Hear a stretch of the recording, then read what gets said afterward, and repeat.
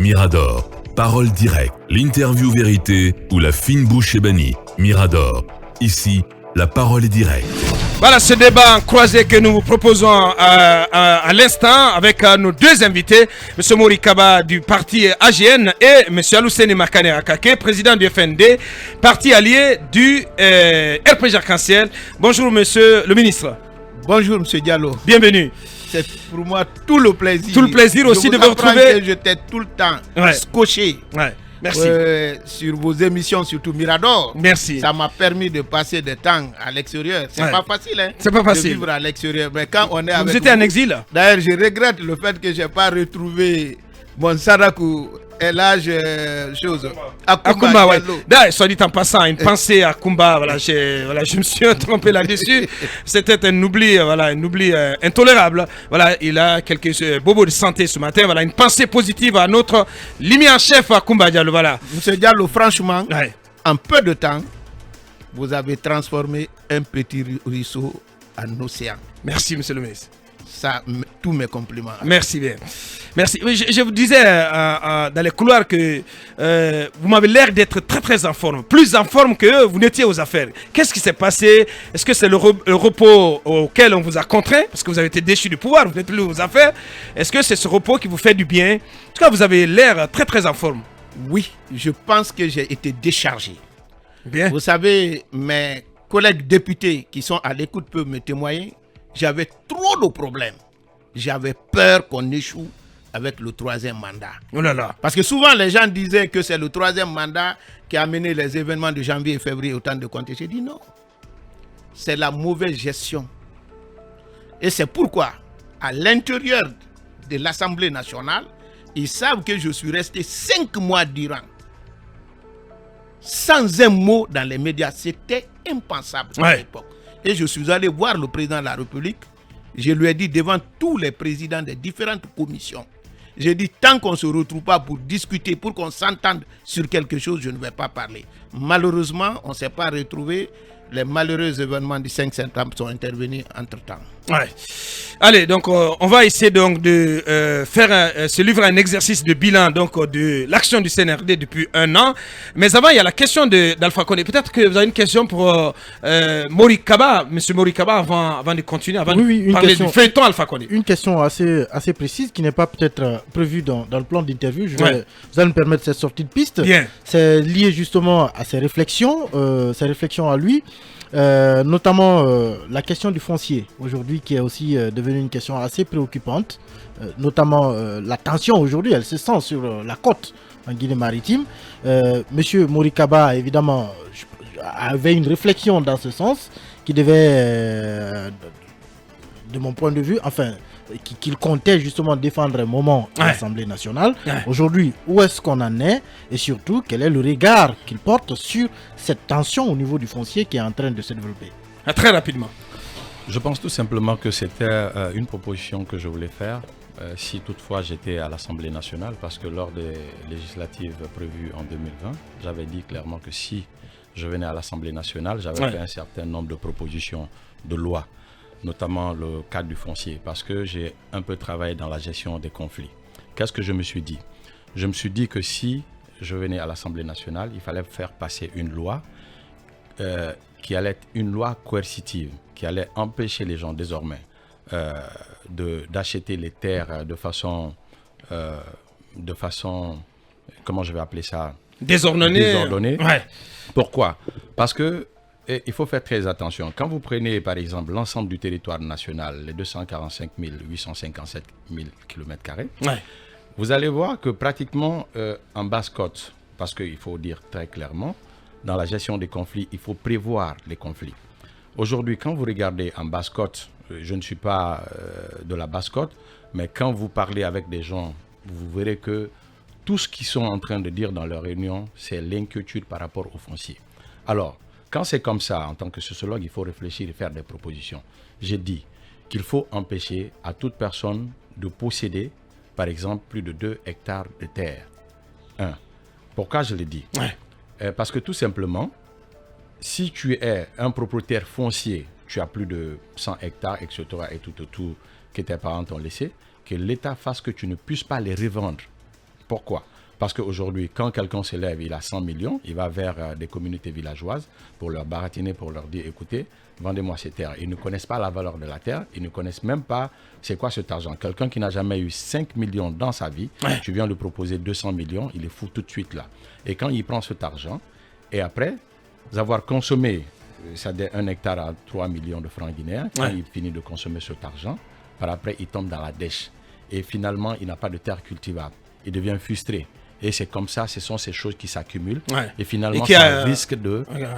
Ils font le lit des frustrations. D'accord.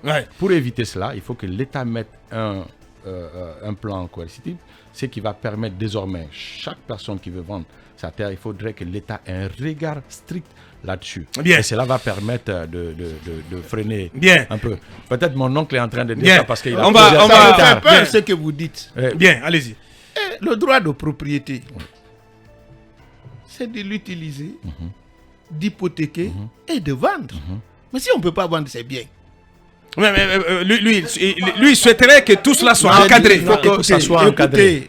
Et que ça soit limité. On ne peut pas dire aujourd'hui en Guinée, personne ne doit dépasser 2 hectares. C'est quasiment impossible. Je suis d'accord qu'on encadre. L'État peut dire dans telle zone, 1 mètre carré est vendu à tel prix.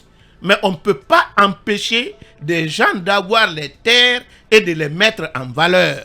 Mais vous ne pouvez pas renforcer les faibles en affaiblissant les forts. Par exemple, celui qui veut faire l'agriculture, vous dites personne ne peut faire 2 hectares. Est-ce plus de 2 hectares. Est-ce qu'en cultivant 2 hectares, on peut faire une entreprise agricole et pouvoir nourrir le pays? C'est même contre-productif.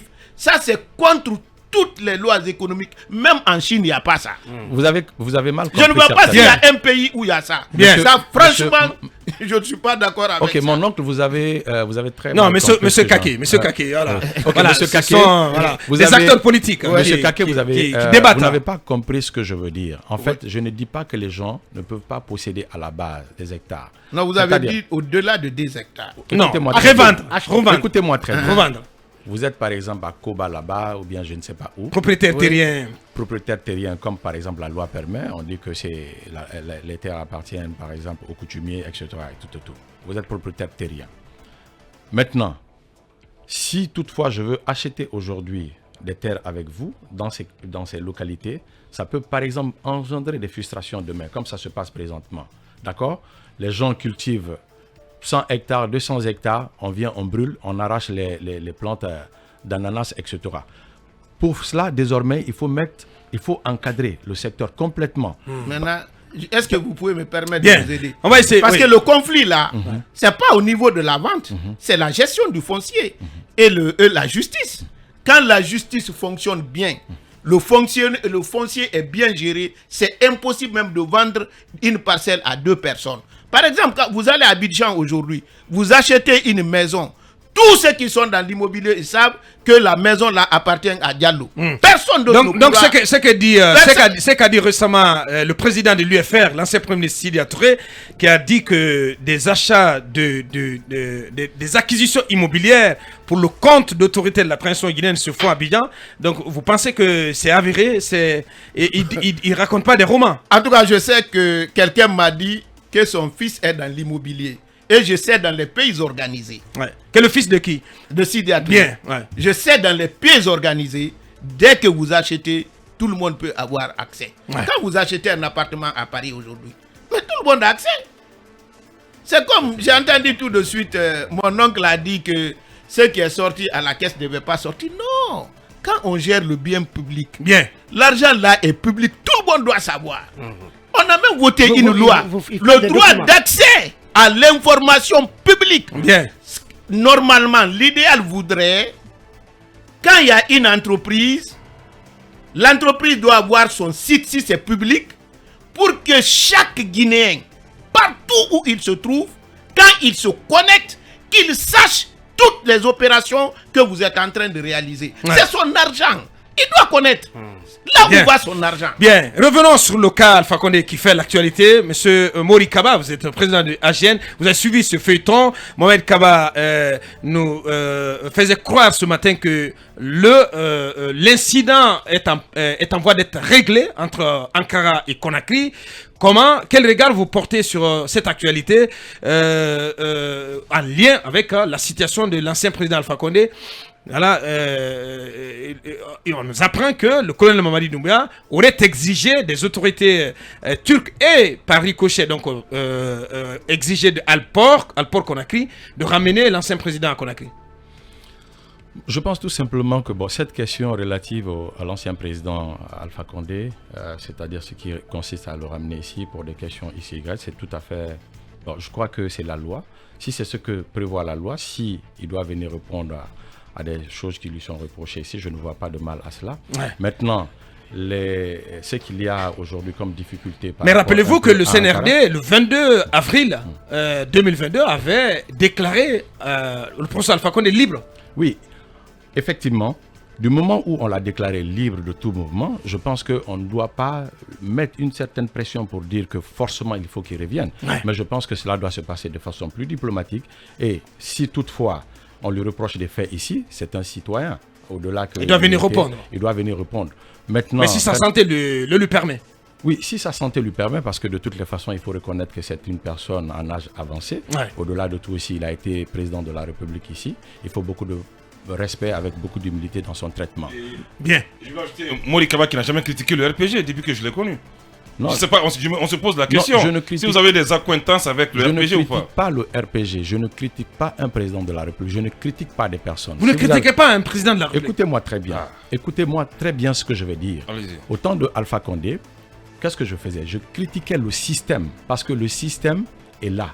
Quel que soit ce que je disais qu'il y avait des détournements des deniers publics, de l'enrichissement personnel et illicite. C'était devenu des droits. Tout le monde le connaissait. Ouais. Alors, comment vous jugez le bilan du pouvoir exercé à la tête de la Guinée par le RPG arc-en-ciel? Par le RPG arc-en-ciel. Bilan catastrophique? J'ai dit, non, on ne peut pas dire bilan catastrophique. Parce que de toutes les façons, ils ont posé des actes qui sont louables, tels que les barrages hydroélectriques. Ça, ce sont des choses extraordinaires qui ont été posées. Mais de l'autre côté, personne ne peut dire... Oui, non, par son gouvernement, c'est ce que je veux dire, par le président Alpha Condé à l'époque. D'accord? Il a eu un bilan plus ou moins de l'autre côté positif, mais il y a eu aussi des actes qui ont été vraiment négatifs. Comme je veux dire, par exemple, le détournement des deniers publics, tout le monde le savait. À grande échelle. C'était vraiment extraordinaire. C'est pourquoi je me suis beaucoup appesanti sur la question des audits, non pas seulement à son temps, parce qu'il y a des personnes qui pensent aussi que la Guinée a commencé en 2010. Non, c'est tout faux. Je pense tout simplement que j'ai dit qu'il faut des audits parce que le délit économique est imprescriptible. Alors dans ce cas, il faut vraiment assainir les finances publiques en allant jusqu'à 25 ans des audits. Tous ceux qui ont géré cette nation... 25 ans en arrière. 25 ans en arrière. En arrière. Parce que, mais bien entendu, je vais vous dire quelque chose. Écoutez, permettez-moi très bien. Il y a par exemple la question de Frigia, parce que c'est quelque chose qui me tient assez à cœur. Une société qui devait être vendue au prix minimal de 157 millions de dollars. Des Guinéens, hommes et femmes, dans une complicité, ont vendu cette société à 19 millions de dollars. Moins de 10% de sa valeur. Donc ces Guinéens doivent répondre. Ces Guinéens doivent répondre. C'est qui ces Guinéens? Bien. J'ai dit, en audit, ce n'est pas des personnes qu'on indexe. Oui, mais quels sont ceux qui étaient aux affaires à l'époque? C'est très simple. Je crois, tout simplement, que vous savez autant que moi, vous n'allez pas dire que je vais indexer les personnes au moment, mais ce qui est clair, c'est des dossiers qu'on doit mettre sur la table. Ces dossiers, nous devons les voir. Maintenant, les personnes qui étaient là à l'époque, ils vont répondre. C'est comme tout à l'heure, on prend 100 millions de francs guinéens, on met ici, on dit qu'il faut gérer ce studio pendant une semaine. Après, quand on voit que cet argent n'a pas été utilisé à bon escient, on demande qui était là. Maintenant, si c'est Mohamed Kaba répond. Bien. Donc, c'est comme ça. Bien. Donc, c'est délit. Il faut obligatoirement que cela soit sur la table et traité. Très bien. Voilà. Sur le cas Alpha Condé. Oui, allez-y. Sur le cas du président Alpha Condé, on a lu le communiqué du RPG. On a l'impression que le RPG fait dans l'euphémisme, puisque vous parlez d'informations faisant état d'un projet d'extradition du président Alpha Condé, et vous dites que jusqu'à preuve du contraire, vous considérez que ce ne sont que des spéculations. Est-ce que vos informations ne concourt pas à accréditer la thèse d'un projet de retour forcé d'Alpha Condé. Non, vous savez, aujourd'hui... Au même moment, vous rappelez le CNRD à ses engagements, à sa déclaration du 22 avril. Vous savez, malheureusement aujourd'hui, ou heureusement avec les réseaux sociaux, presque tout le monde a accès à ces réseaux sociaux. Ouais. Lorsqu'il y a une information, on dit même si c'est le mensonge, à force de répéter, elle finit par devenir la vérité. Est-ce que vous comprenez? Ouais. C'est pourquoi nous avons estimé d'informer l'opinion publique nationale et internationale que conformément au communiqué du CNRD, le professeur Alpha Condé a été déclaré libre et même bénéficier de toute l'attention et protection due à son rang par les canaux officiels, par leur porte-parole. Et le CNRD nous a dit que ce n'est pas les réseaux sociaux, sa communication. Il y a des canaux officiels. Jusqu'à preuve du contraire, nous n'avons pas entendu un communiqué du CNRD. Et d'ailleurs, en droit, ce n'est pas le président qui doit décider d'extrader quelqu'un. Ou bien, il y a un principe de séparation de pouvoir. Si la justice a besoin, le pouvoir judiciaire est complètement indépendant de l'exécutif. La décision de l'extrader doit venir des juges et non de l'exécutif. Et vous parlez même d'extradition. Non, non, c'est ce que je dis. Nous avons dit que c'est faux. Parce que le communiqué du CNRD reste valable. Et on a entendu... Vous ne pouvez pas dire que c'est faux. Mais par la parce qu'il y a des descentes. Il y a des descentes qu'on peut juger de musclés de militaires au port autonome de Conakry, dans les installations d'Alport. Alport qui a facilité le voyage médical d'Alpha Condé en Turquie. Donc ce sont des faits quand même qui sont des preuves que il y avait quelque chose qui était en lien avec le cas Alpha Condé. Oui. Le français dit ce qui est évident, c'est éviter l'évidence. Puisqu'on n'a aucune preuve, ni écrite, ni une déclaration officielle à travers les canaux officiels de communication, pour moi, jusqu'à preuve de contraire, c'est de simples spéculations. Parce que quand le CNRD veut communiquer, à chaque fois le CNRD veut informer l'opinion publique nationale et internationale, vous avez le porte-parole du gouvernement, vous avez le porte-parole de la présidence, vous avez la porte-parole du CNRD. Oui, mais avec tout ça, on n'a pas communiqué. Monsieur Kaké, vraiment, c'est que derrière ça, non, monsieur Kaké, le président Alpha Condé a été ramené d'Abu Dhabi sans aucune communication préalable du CNRD. Non, mais donc beaucoup pensent aujourd'hui au-delà qu'on est dans la même posture. Lorsque vous dites qu'il n'y a aucune communication officielle, à partir du moment où il n'y a pas eu de communication officielle, mais qu'est-ce qui a bien motivé alors ce communiqué du RPG Arc-en-Ciel et Ali? Non, j'ai dit parce que la rumeur avait plus beaucoup de force. Il fallait recadrer les gens, les ramener à comprendre, à se référer du communiqué du CNRD et de dire aux gens, même s'il était question d'extrader, ce n'est pas l'exécutif qui décide, c'est la justice. Je crois que c'est le B.A.B. Est-ce que cela sous-entendrait que pour vous, le CNRD passe à côté en utilisant la force, en débarquant par exemple au siège de Alport, ou en mettant une pression alors que la justice devrait être celle qui devait demander le retour d'Alpha Condé? Bien. Pour moi, le CNRD n'a fait aucune tentative de le demander de revenir tant que je n'ai pas la preuve. Parce que je ne vais pas vraiment spéculer sur des questions lorsque je n'ai aucune information là-dessus. Personne ne m'a montré un écrit d'un ministre ou du président de la République. Je n'ai pas vu... Quand Alpha devait être ramené de Abu Dhabi, il n'y avait pas eu d'écrit. Bien, moi c'est le professeur Talibé. C'est ça. Voilà. Après ça, on dit qu'il est libre. C'est pas avant. Bien. Toujours sur la question du bilan, voilà, c'est valable pour les deux. Aujourd'hui, un an après l'avènement du CNRD au pouvoir, Mori Kaba pour commencer, on semble être dans le même cadre de figure. C'est-à-dire que la crise politique à laquelle notre pays était confronté avant la déchéance d'Alpha Condé, elle reste d'actualité. Les arrestations des leaders politiques continuent, leur détention également, des tueries, les manifestations interdites. Peut-on dire que c'est un vilain retour à la case de départ? Je pense tout simplement que D'abord, aucun leader politique ne doit être arrêté pour ses opinions, si ce n'est pas en contradiction avec vraiment les lois. Mais par ailleurs, je crois que la question qui concite aujourd'hui les manifestations, je l'ai dit et je l'ai redit, depuis au temps de Alpha Condé. Je l'ai dit que les manifestations à outrance créent une certaine radicalisation même du pouvoir public. Vous comprenez? Ça peut faire en sorte que Alpha Condé ait peur de dire que oui, si je quitte, on va me poursuivre. Donc c'est pour cela que je pense tout simplement qu'il faut se cramponner au pouvoir et nous connaissons les conséquences. Alors je crois qu'au moment où il y a eu un coup d'État, les militaires sont arrivés au pouvoir. Je pense que pour une fois, tous les acteurs politiques et sociaux devaient se permettre au moins d'accorder une période moratoire, une trêve de manifestation pour qu'ils déroulent. Pour quelle raison? Oui, mais cette trêve a existé. Du 5 septembre 2021, ce n'est que le 28 juillet qu'a eu lieu la première manifestation. Je vais vous dire quelque chose. Vous qui êtes dans le studio ici, quand il y a une manifestation... Donc j'ai l'impression que vous validez la décision d'interdiction des manifestations et ces arrestations d'acteurs politiques et sociaux. La décision administrative, c'est élémentaire en droit. Ce que j'ai envie de dire...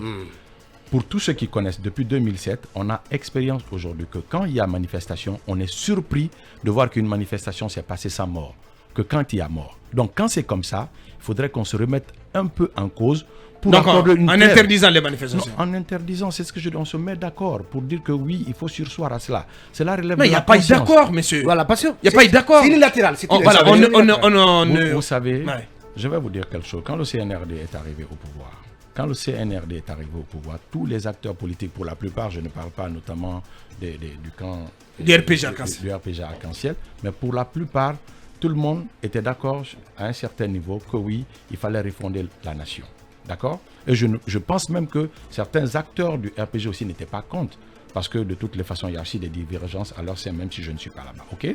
Donc quand c'est comme ça, je crois qu'à un certain niveau, il faut aller dans ce sens. Il faut marquer une pause. À un certain moment, lorsqu'on a commencé à interpeller les acteurs politiques, on a parlé d'audit, on a commencé à casser les domiciles, etc. et tout. La donne a changé, les radicalisations ont commencé. Il y a des personnes ici qui ont eu des promesses des postes et cela n'a pas été acté, n'a pas été accepté. Mais la question, Maury Kaba, pour recentrer le débat, est-ce que vous regrettez que nous soyons presque dans la même espèce de situation, la même configuration, je regrette absolument qu'il y ait un citoyen qui soit en prison et que cela ne soit pas conforme à la loi. Mais par ailleurs... On a l'impression que la donne n'a pas changé. Est-ce que vous regrettez ce état de fait? Je ne suis pas la justice. Non, nous parlons d'interdiction de manifestation, d'arrestation, de détention, etc. De tueries. Vous savez, vous n'en faites pas cas, monsieur Kaba. Est-ce que vous regrettez qu'un an après, parce que si on nous a promis ici de ne pas répéter les erreurs du passé, aujourd'hui, ce sont les mêmes réalités auxquelles nous sommes confrontés. D'aucuns se demandent pourquoi avoir fait ce coup d'État. Quelle était l'opportunité? Des observateurs vont jusqu'à dire ça n'avait de sens que de dire voilà, ôte-toi de là pour que je m'y mette. Voilà. Finalement. Je dis, rien de nouveau sous le soleil. Vous pouvez observer mon premier discours à l'occasion de la première rencontre avec les acteurs politiques au Palais du Peuple. Je sais ce que j'ai donné comme conseil ce jour-là, c'était public. D'accord? Mais ce que j'ai envie de dire, quand quelqu'un meurt, moi je pense d'abord à ma famille. Je pense à mon enfant, je pense à mon petit frère, et tout. Même au temps du président Alpha Condé, chaque fois qu'il y avait manifestation, on regrettait parce que tous ceux qui font sortir les gens, je dis encore une fois de plus, on est plus surpris que quand il y a mort. Est-ce que c'est une répétition des erreurs du passé? En fait, quelle répétition? Ce qui se passe maintenant, de la part du CNRD, au plan politique, oui. Je dis clairement que je déplore qu'il y ait des morts d'hommes. Ça, je suis contre. Aucun Guinéen ne doit mourir parce qu'il a manifesté. D'accord? C'est pourquoi j'ai dit que si jusque-là, nous n'arrivons pas à trouver les acteurs, les personnes qui sont la cause de ces tueries. Donc, à un certain niveau, il faut essayer de se mettre en cause et puis trouver des solutions parce que nous n'avons pas pour l'instant la civilité. Et la solution que vous proposez, c'est de marquer une trêve politique. Allez-y, M. Kake. D'abord, je voudrais rapidement, puisque mon cher ami, M. Kaba, il a parlé un peu du bilan du professeur Alpha Condé en parlant de la corruption seulement, je voudrais dire non, pas seulement que la corruption. Tout n'a pas été parfait. C'est ce qu'il a dit. Mais, ce qu'il n'a pas ajouté, je vais ajouter maintenant. Ce qu'il a fait en 10 ans, si tous les autres faisaient autant, peut-être aujourd'hui, on ne va pas parler ni des routes, ni des constructions. Qu'est-ce qu'il a fait d'extraordinaire, à part les barrages? D'abord, ce qui est extraordinaire, le PIB de la Guinée était 6,8 milliards. En 10 ans, on est à 14,5. Donc, c'est de la macroéconomie, M. Kaké, mais franchement, les Guinéens, l'effet contraire, c'est que les Guinéens, ils ne touchent pas l'effet de cela, l'effet de cela dans leur assiette. Le coût de la vie continue à grimper. Monsieur Diallo, je prends l'exemple. Les revenus ne suivent pas. Le PIB se gonfle. Je prends l'exemple. Et après, il y a des milliards qui fuitent. Avant Alpha Condé, je ne connaissais aucun journaliste guinéen. Ah, c'est Alpha Condé qui nous a enrichis. Non, mais bien sûr. Mais comment? Mais vous nous avez donné quoi? Vous ne connaissez aucun journaliste. Mais vous nous avez donné quoi? Allez-vous. Non, mais dites-nous, vous nous avez donné quoi? Je vous explique tout de suite. Oui, bien sûr, allez-y. Vous savez, les gens pensent que l'État, pour enrichir les gens, il suffit de distribuer de l'argent aux gens. Non. Le rôle de l'État, c'est catalyser. Ah, ça, c'est un débat intéressant. Oui, c'est catalyser l'économie. Ouais. L'effet catalyseur d'Alpha Condé a permis d'enrichir la Guinée. C'est pourquoi, en 52 ans, le PIB veut dire quoi? C'est la richesse cumulée de tous les Guinéens. C'était à 6,8. Grâce à l'effet Alpha Condé, on est parti à 14,5. C'est-à-dire on a quasiment doublé la richesse des Guinéens. Mais cette richesse était détenue justement par une minorité. Non, la minorité aussi fait partie de minorité. Je vous dis. Mais attendez quand même. Je vous dis, monsieur Tadibé. C'est que vous oubliez vous oubliez les efforts dans le cadre du développement personnel. Vous semblez ignorer cela. Chacun se construit, monsieur Makanera, indépendamment. Monsieur Diallo. Même si. Monsieur Diallo. Oui. Monsieur Diallo. Oui. Quel que soit l'effort personnel du Corée du Nord là, vous n'aurez jamais trouvé des milliardaires là-bas comme vous pensez que donc je vais vous donner des exemples. Vous pensez que pendant le règne d'Alpha Condé d'autres Guinéens n'ont pas régressé? Mais la vie c'est comme ça. Mais c'est la majorité qui compte. Parlez-nous plutôt de plan de développement personnel. Ça n'a aucun rapport. Non, il y a un rapport. Non, je suis désolé franchement. Monsieur Diallo. Bien, oui. Parlons de bilan global. Monsieur Diallo. Oui. Je voudrais que vous m'écoutez très bien. Peut-être l'explication, vous m'avez pas bien compris encore. Peut-être. Quand on dit que le pays est riche, la croissance, ça ne veut pas dire que c'est l'État. L'État encadre les privés pour qu'ils puissent gagner de l'argent. Si tous les États avaient encadré l'économie de notre pays, comme Alpha Condé l'avait fait, en 52 ans, on allait dépasser la Côte d'Ivoire. On a tellement donc cette richesse créée là, c'est grâce à lui. Mais je vais maintenant les exemples pratiques. Bien. Par exemple. Mais vous regrettez, pour aller vite, vous regrettez l'aspect de la corruption qui était généralisée sous votre magistère, sous votre gouvernance. Est-ce que vous regrettez quand même oui, je regrette la corruption.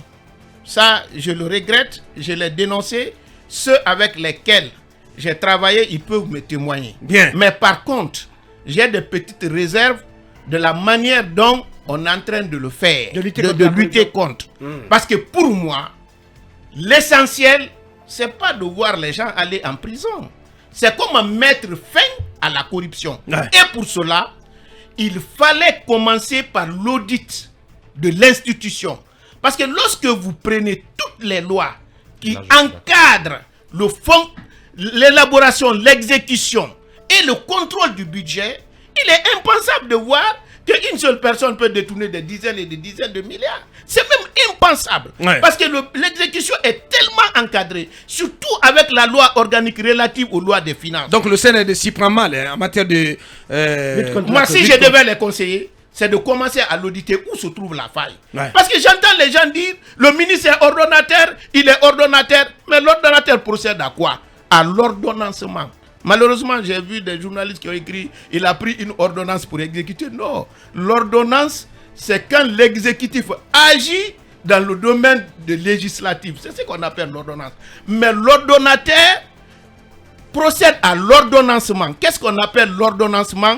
C'est l'ordre donné par l'ordonnateur à un comptable public de payer une dette contractée par l'État. Oui. C'est ça. Bien. Donc il ne peut pas donner à un comptable de payer lui sa dette ou de lui donner de l'argent. C'est pourquoi la sagesse qui est cachée derrière le principe de séparation du rôle du comptable et de l'ordonnateur, c'est pourquoi ni le DAF, ni le contrôleur financier ne relèvent du ministre.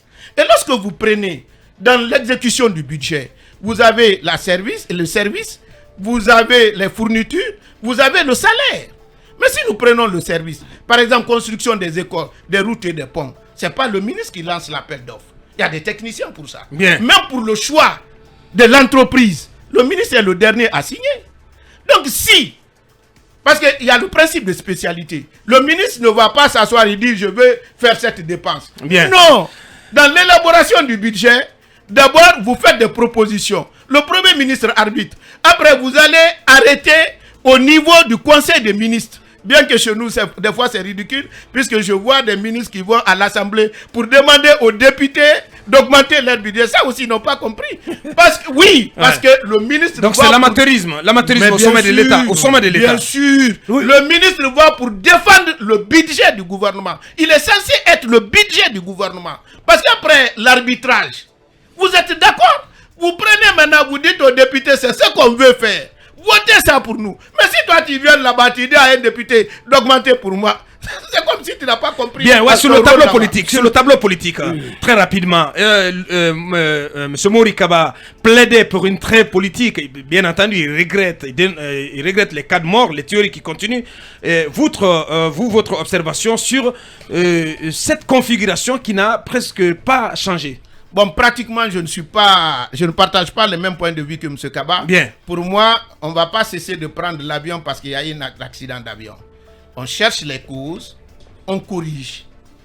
Qui dit démocratie, dit manifestation. Le RPG en a beaucoup interdit, hein, M. Makanera. Non, mais bien sûr. On avait beaucoup interdit. Hein. On a l'impression d'entendre. À un moment, vous avez arrêté de prendre l'avion parce qu'il y avait... Toutes mes interviews, jamais une seule fois, je me suis opposé dire il ne faut pas interdire.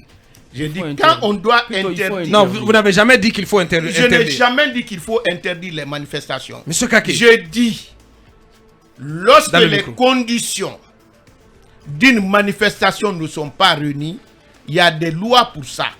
Vous savez, est-ce que vous comprenez? Oui. Lorsque les conditions ne sont pas réunies, ça on peut interdire. Par exemple, le lendemain de l'élection présidentielle, ce qui s'est passé entre nous, honnêtement, est-ce qu'on pouvait continuer à manifester comme ça? Tous les poteaux, on a même érigé des murs sur la route. C'est pas normal. Donc vous comprenez quand le porte-parole du gouvernement dit que l'État n'a pas les moyens aujourd'hui d'encadrer les manifs, vous comprenez bien ce... Et que c'est la raison pour laquelle... Honnêtement parlant, parce que quand on ne dit pas la vérité, on va mentir. L'affaire de manifestation, il faut les deux côtés. J'ai géré des situations à distance. Je comprends.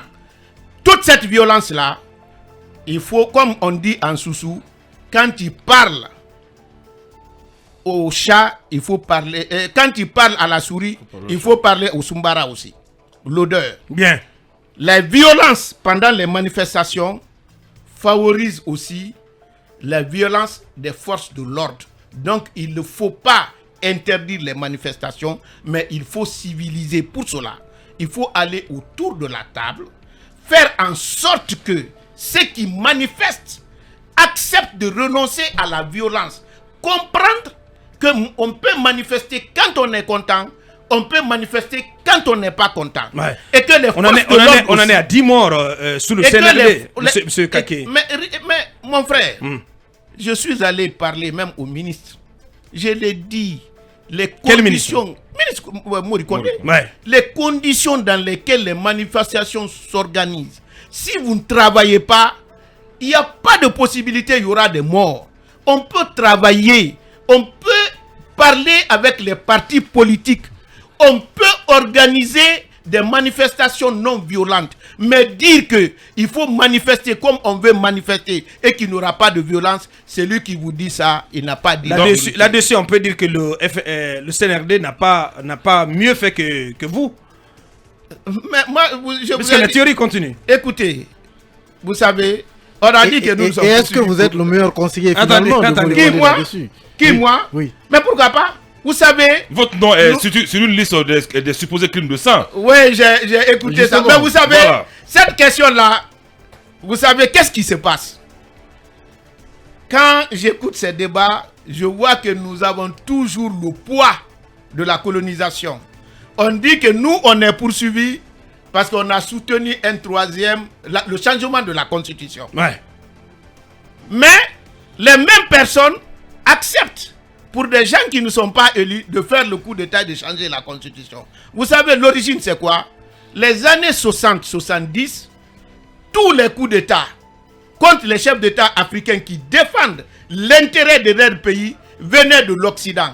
L'Occident a fini par faire comprendre aux Africains que les gens que eux, ils soutiennent, les putschistes, ont plus de légitimité que le président élu, que le peuple. Bien. Sinon, comment comprendre? La France est sur sa 14e constitution. Général de Gaulle a changé la constitution française pour quitter de la 4e à la 5e. Il n'y a pas eu de coup d'État là-bas. Bien. Mais quand c'est les Africains, on dit non, dès qu'il fait coup d'État, il n'y a pas de démocratie. Non.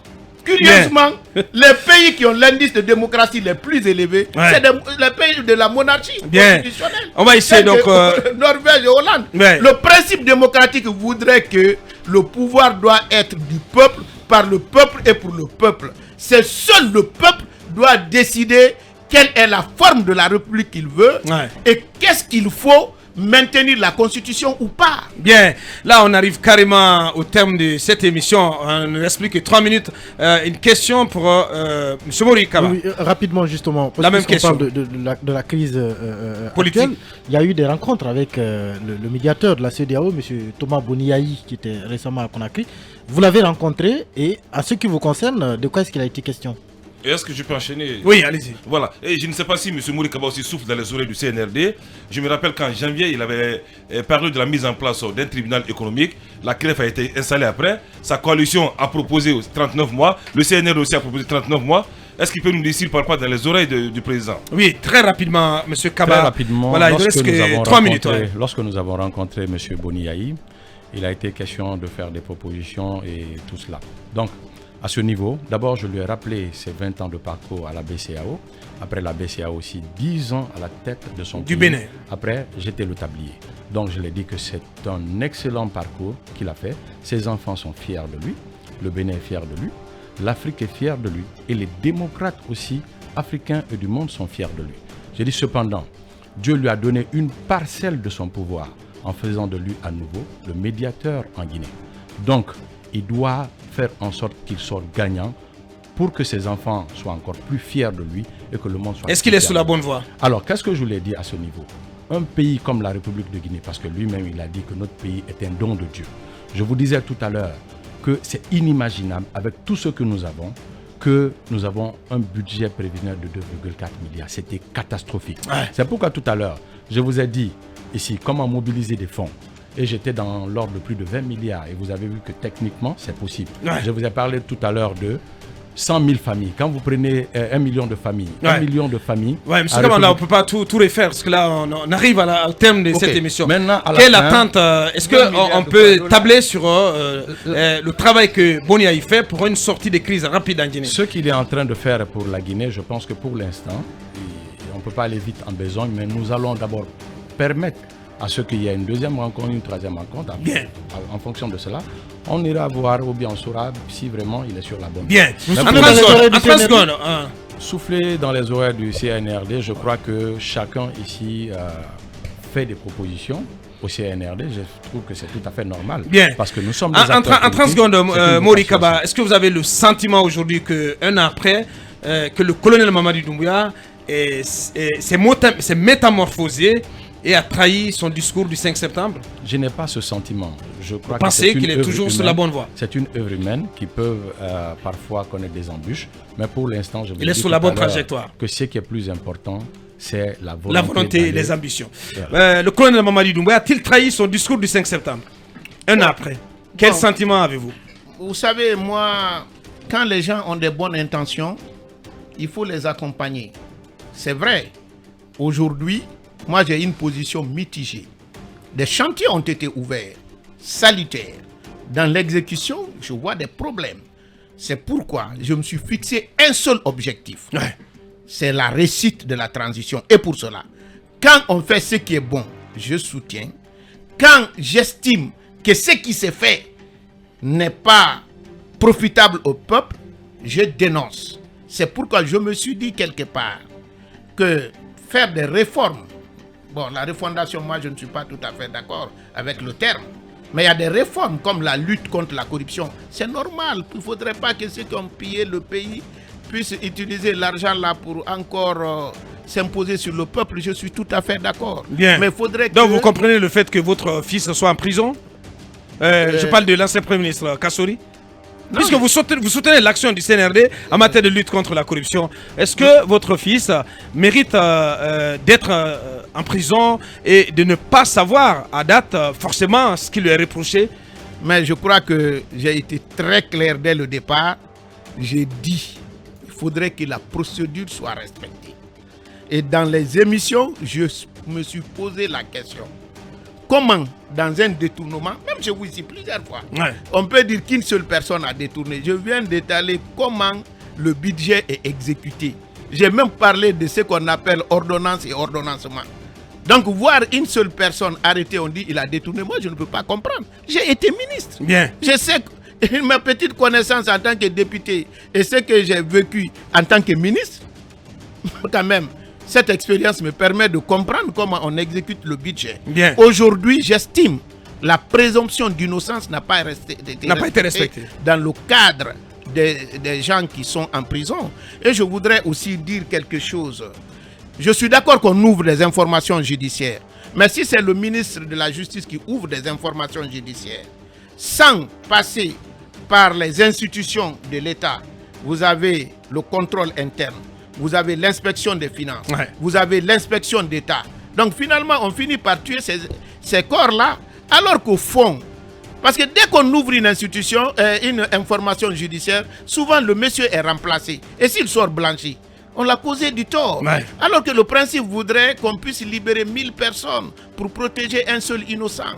Moi, je voudrais qu'on respecte ça. Ceux qui ont pensé à ça, ceux qui connaissent comment l'État fonctionne. C'est pourquoi, avant d'engager des poursuites, qu'on envoie des inspecteurs. Après l'inspection, à charge, on demande ceux qui sont concernés de se défendre. C'est quand ils ne parviennent pas à se défendre, maintenant on peut ramener la chose le ministre, l'actuel ministre Charouette piétine la procédure. Bon, moi je connais pas ce qui est écrit, pour ne pas mentir. Je ne connais pas, je ne me suis pas intéressé à la procédure, mais j'ai été ministre. J'ai commandité des inspections chez moi. Normalement, logiquement, pour être cohérent, si chaque fois qu'il y a une dénonciation, on ouvre directement une information judiciaire, à quoi va servir maintenant le contrôle interne, l'inspection des finances et l'inspection d'État. Voilà, donc qui est bien dit. Le regard de cet ancien ministre, cet ancien haut fonctionnaire de l'État, ancien député, M. Alousseni Makane Akake. Il avait en face de lui un jeune politique, un jeune loup politique, M. Mori Kaba, donc qui aspire à la plus haute fonction dans ce pays. Grand merci à vous tous les deux. J'espère que on n'a pas été, j'imagine qu'on n'a pas été complet, on n'a pas eu suffisamment de temps. On peut reprogrammer ce débat. Peut-être que ça nous donne des idées. Merci à tous les deux. Mori Kaba, merci d'être passé. Monsieur le ministre, merci également. Merci également à l'ensemble de nos chroniqueurs, à nos équipes en régie et à la transmission. Derrière nous, d'Intégré et tous les autres programmes qui vont se poursuivre sur 95.3. On se reprend demain matin quand il sera 8h. Au revoir. Mirador, la grande messe de l'investigation journalistique, la plus grande tribune politique de la Guinée. Avec Aboubacar Diallo, Talibé Bari, Mamadou Ouri Diallo, Akoumba Diallo, Kabinet Fofana, Mohamed Kaba, Ibrahima Lincoln Souma, Mamadou Diambalde.